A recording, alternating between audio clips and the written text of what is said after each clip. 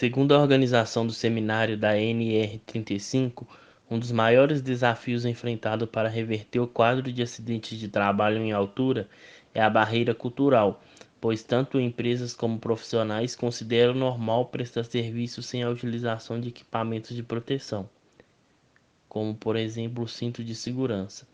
Afirmam ainda que se os profissionais não trabalhassem soltos, confiando em seu próprio equilíbrio, já seria um grande avanço para a realidade do setor.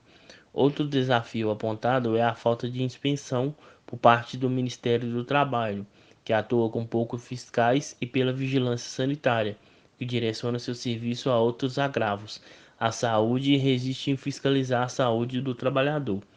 Na imagem que o determinado funcionário está numa determinada altura fazendo a limpeza de vidros de janela sem nenhum equipamento, evidenciando a prática citada anteriormente, que eleva o risco da atividade praticada. Os profissionais que atuam com limpeza estão expostos a riscos que variam de acordo com o grau de dificuldade do trabalho. Os serviços em alturas estão entre as atividades que oferecem um alto grau de perigo, e a utilização dos equipamentos de segurança apropriados pode ser vital na realização do trabalho. Vale ressaltar que, de acordo com a norma regulamentadora 35, quando um profissional realiza um serviço estando a 2 metros do nível do solo, já é considerado um trabalho em altura. Como é considerado uma atividade de risco, o profissional deve utilizar todos os equipamentos de proteção obrigatórios, e a empresa é a responsável pelo cumprimento dessa norma. A imagem retrata essa situação, tendo em vista que o devido profissional se encontra munido de todos os equipamentos conforme a norma regulamentadora da NR35. Imagem mostra em evidência o fato da não utilização dos EPIs por um determinado funcionário de uma instituição.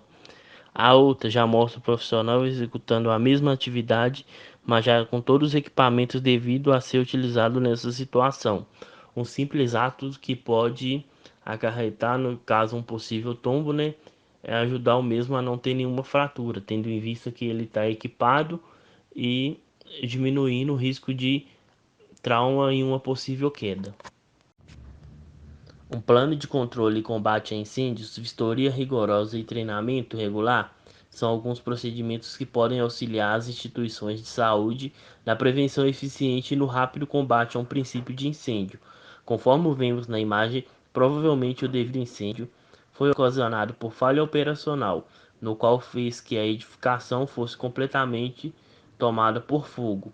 Sendo assim, foi necessária a intervenção dos bombeiros para fazer o controle das chamas. Essa figurinha mostra o transporte de um paciente. Temos que ter todos cuidado ao transportar um paciente. Aqui mostra que o técnico escorregou. Além do chão estar molhado, deveria estar usando um tênis antiderrapante para a segurança, não só do paciente, como do técnico também. E além da manutenção do chão. Nessa imagem mostra um técnico de enfermagem tentando consertar o equipamento e levando um choque. Em primeiro lugar, ele não tem os equipamentos de segurança, como luva e bota, para não ocorrer esse acidente. E, principalmente, ter chamado um técnico de manutenção de aparelhos, para não acontecer esse acidente. Olha, aqui na questão da ilustração da picada da aranha, foi um ato inseguro, porque a pessoa estava sem as luvas de raspa de couro, sem o EPI, né, de proteção nessa situação. Na questão do curto-circuito, foi uma condição insegura, que a máquina estava em estado precário de manutenção, e isso gerou, né, esse incidente aí. O que seria a probabilidade de incêndio ou explosão, que é a condição insegura, né? Que o ambiente de trabalho que oferece perigo ou risco ao trabalhador. Nessa ilustração, tanto o acidente poderá vitimar, né, o profissional quanto o paciente, colocando em risco a vida e a integridade física de ambos. Falta de manutenção na rede elétrica que poderá causar incêndio. Temos um exemplo de 2 hospitais lá no Rio de Janeiro, que foi um em setembro de 2019, que foi o Hospital Badim, que fica lá no bairro Maracanã, na zona norte do Rio, que houve um curto-circuito no gerador no subsolo, que levou 23 pessoas a óbito. E tem o exemplo também do Hospital e Clínica São Gonçalo, no Rio de Janeiro, em dezembro de 2020, que foi um incêndio que aconteceu lá no ar-condicionado. Com participação de Gabriel Machado, Cecília Maria, Janaína Santos, Ingrid Alexandra, Guilherme Amorim.